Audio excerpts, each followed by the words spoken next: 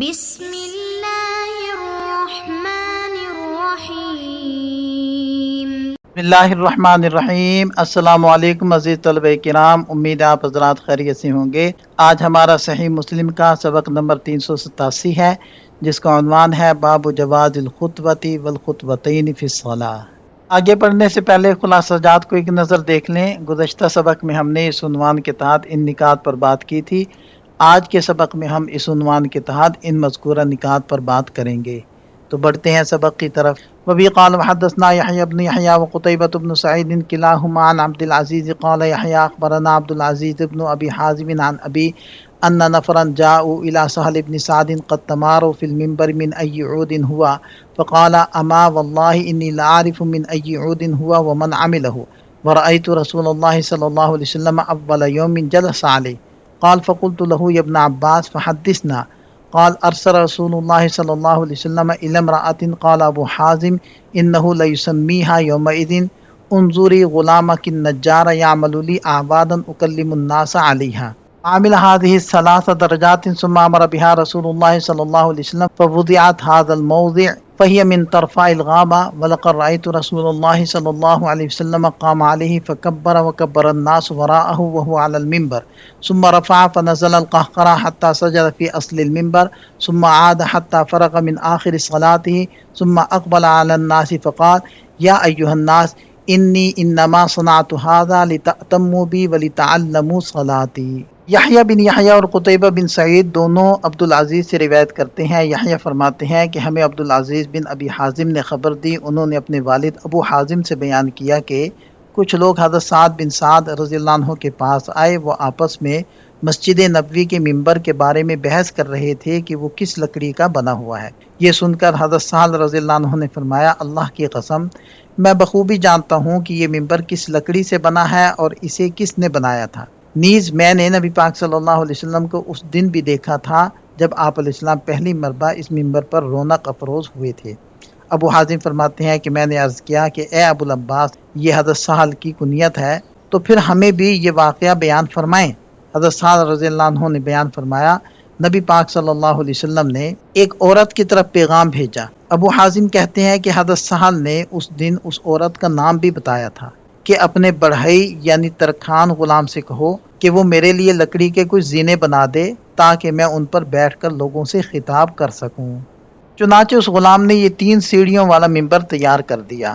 پھر نبی پاک صلی اللہ علیہ وسلم کے حکم سے اسے اس جگہ پر رکھ دیا گیا۔ یہ ممبر غابہ نامی جنگل کی طرفہ یعنی جھاؤ کی لکڑی سے تیار کیا گیا تھا۔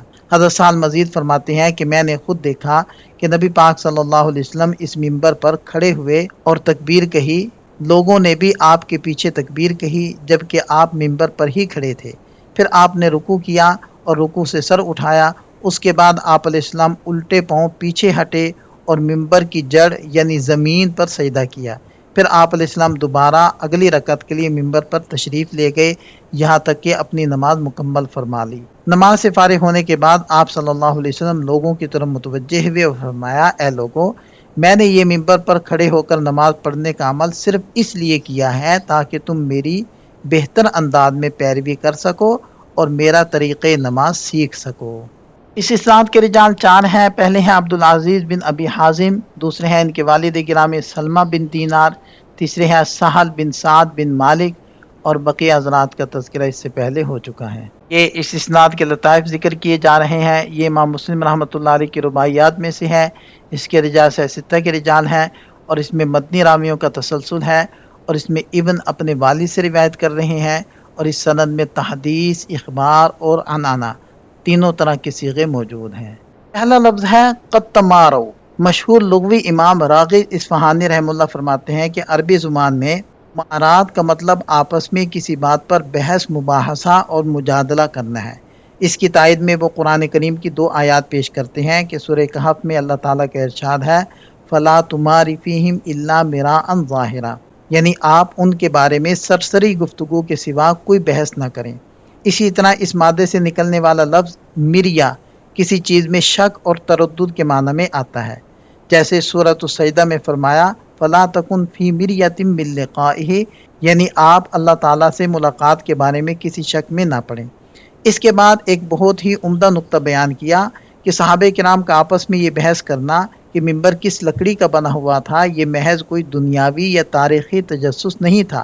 علامہ ابی رحمہ اللہ فرماتے ہیں کہ اس بحث کے پیچھے صحابہ کرام کا ایک خاص دینی جذبہ کار فرما تھا۔ دراصل وہ یہ جاننا چاہتے تھے کہ نبی پاک صلی اللہ علیہ وسلم نے اپنے ممبر کے لیے کون سی لکڑی پسند فرمائی تھی، کیونکہ ان کا یہ پختہ عقیدہ تھا کہ کائنات کی سب سے افضل ہستی جس چیز کا انتخاب فرمائے گی یقیناً وہ چیز بھی افضل ہوگی۔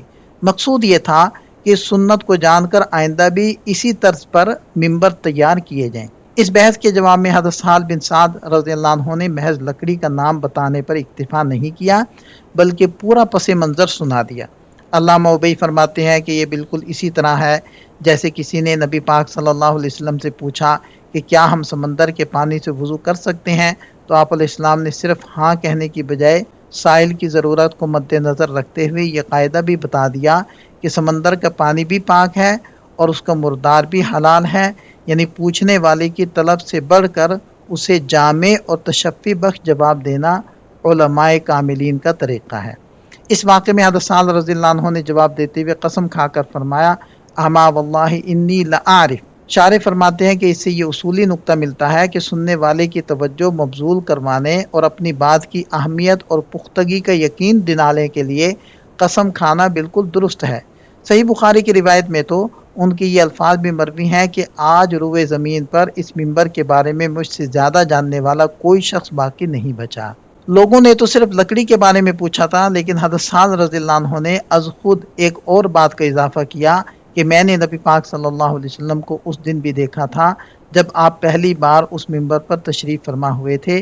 شارح فرماتے ہیں کہ یہ سائلین کے سوال پر ایک اضافی فائدہ تھا اور اس کا مقصد صحابہ کرام کو اپنے علم اور اس واقعے کی صداقت کا یقین دلانا تھا کہ میں یہ بات محض سنی سنائی نہیں کہہ رہا بلکہ میں خود اس پوری بابرکت تاریخ کا چشمدید گواہ ہوں۔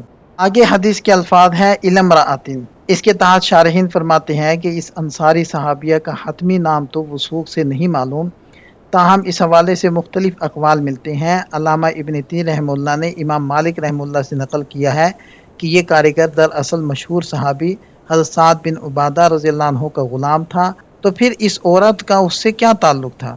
علماء اس کی تطبیق یوں دیتے ہیں کہ حقیقت میں وہ غلام حضرت سعد بن عبادہ رضی اللہ عنہ کی زوجہ کا تھا اور مجازاً اسے حضرت سعد رضی اللہ عنہ کی طرف منسوب کر دیا گیا۔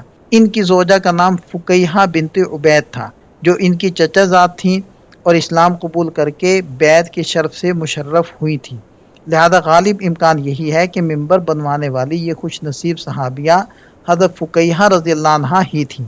البتہ اسحاق بن راہویہ کی مسند میں یہ بھی منقول ہے کہ وہ غلام قبیلہ بنو بیاضہ کا تھا۔ انہ لیسمیہا، اس سے بھی یہ واضح ہو جاتا ہے کہ حضرت سعد بن سعد رضی اللہ عنہ نے واقعہ بیان کرتے ہوئے اس عورت کا باقاعدہ نام لیا تھا، لیکن آگے راویوں سے وہ نام محفوظ نہ رہ سکا۔ اس کے بعد شارح نے اس کاریگر غلام کے نام پر تفصیلی بحث کی ہے۔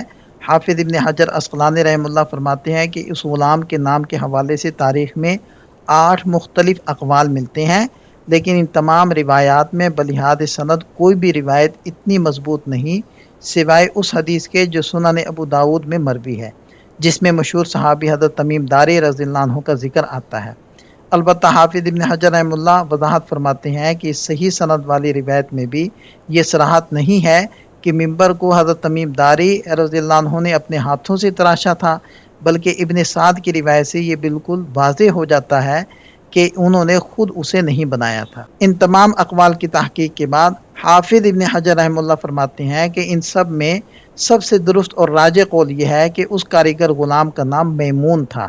زیر مطالعہ حدیث کے مطابق ممبر کی سیڑھیاں 3 تھیں، لیکن سنن ابو داود کی حضرت عبداللہ ابن عمر رضی اللہ عنہما کی روایت کے مطابق ممبر کی 2 سیڑھیاں تھیں۔ اب ان دونوں روایات میں بظاہر جو تعارض نظر آتا ہے، علامہ بدر الدین عینی رحمہ اللہ نے اس کا نہایت شاندار اور عقلی حل پیش کیا ہے۔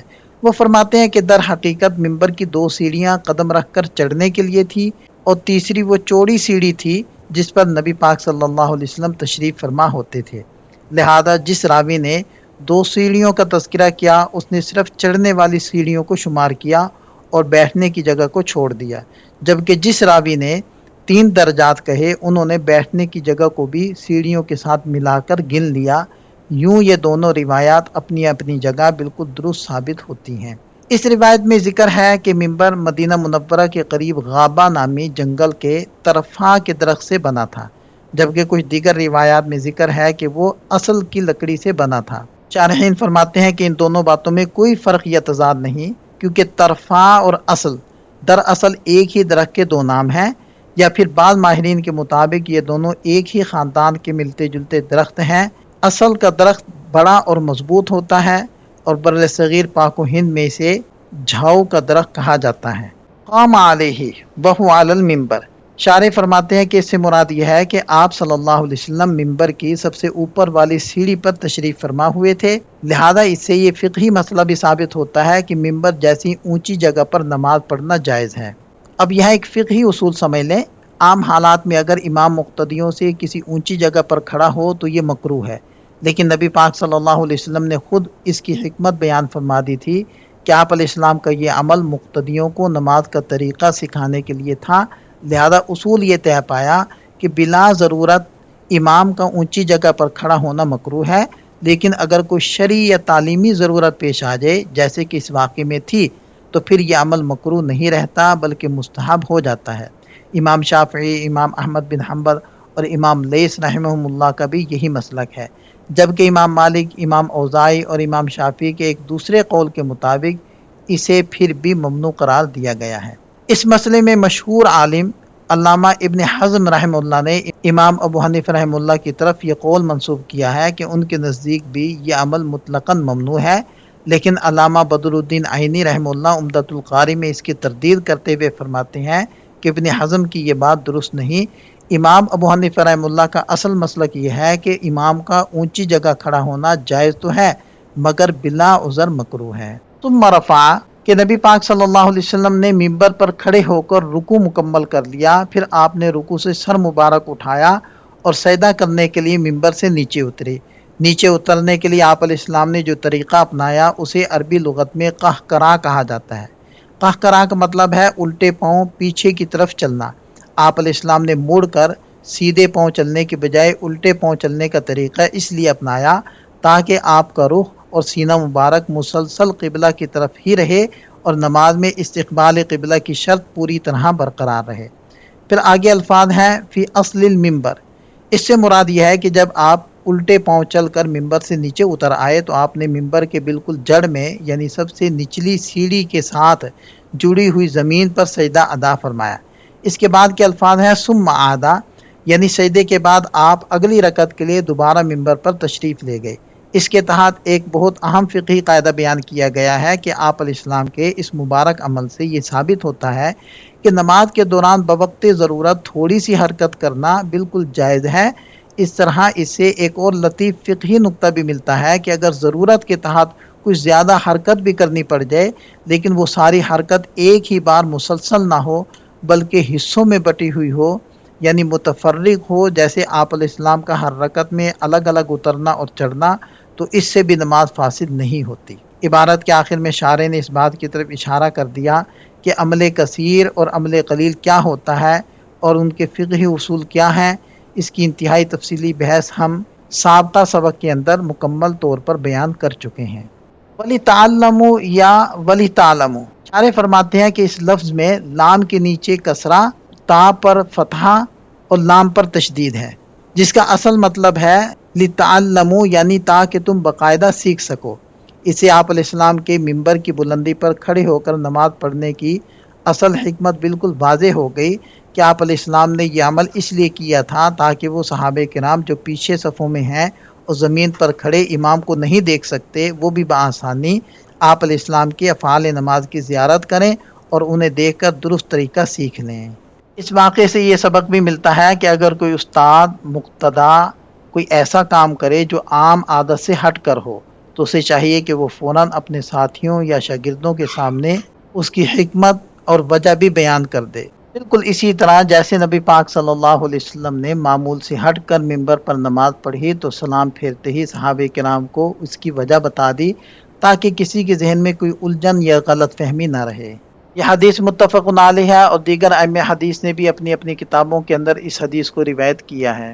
وبی قال حدثنا قتيبة بن سعيد قال حدثنا يعقوب بن عبد الرحمن بن محمد بن عبد الله بن عبد القاري القرشي قال حدثني ابو حازم ان رجالا اتوا سهل بن سعد قال وحدثنا ابو بكر بن ابي شيبة وزهير بن حرب وابن ابي عمر قالوا حدثنا سفيان بن عيينة عن ابي حازم قال اتوا سهل بن سعد رضی اللہ عنہ فسألوه من ای شیء منبر النبی صلی اللہ علیہ وسلم وساق الحدیث نحو حدیث ابن ابی حازم۔